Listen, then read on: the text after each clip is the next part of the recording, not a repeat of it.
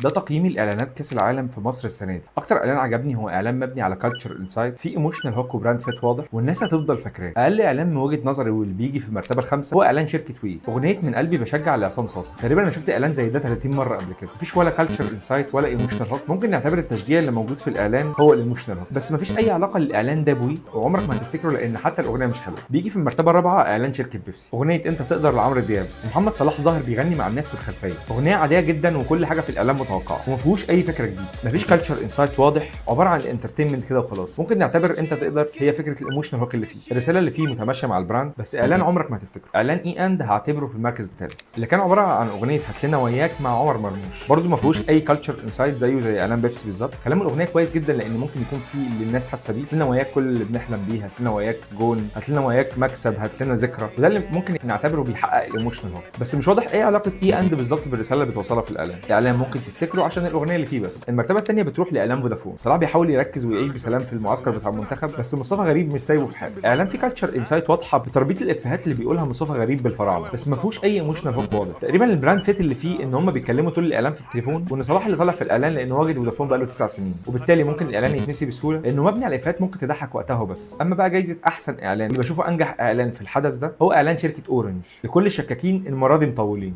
الاعلان فيه كالتشر انسايت قويه لانه مبني على الكلام اللي بيقولوه المصريين في اي قعده، وهو اننا عمرنا ما هنصعد من دور المجموعات. الصراحه اورنج دايما شاطرين في الحته دي، زي الاعلان اللي عملوه قبل كده في تصفيات كاس العالم يا نتاهل يا ما تلحقوناش، واللي كان بيوصل برضه صوت الجمهور وقتها، وده اللي بيخلي الاعلان ده فيه براند فيت واضح وبالتالي خلاه اعلان صعب يتنسي. ده تقييمي بالنسبه للاعلانات. قولوا لي رايكم في الكومنتات، ايه اكتر اعلان من دول عجبكم؟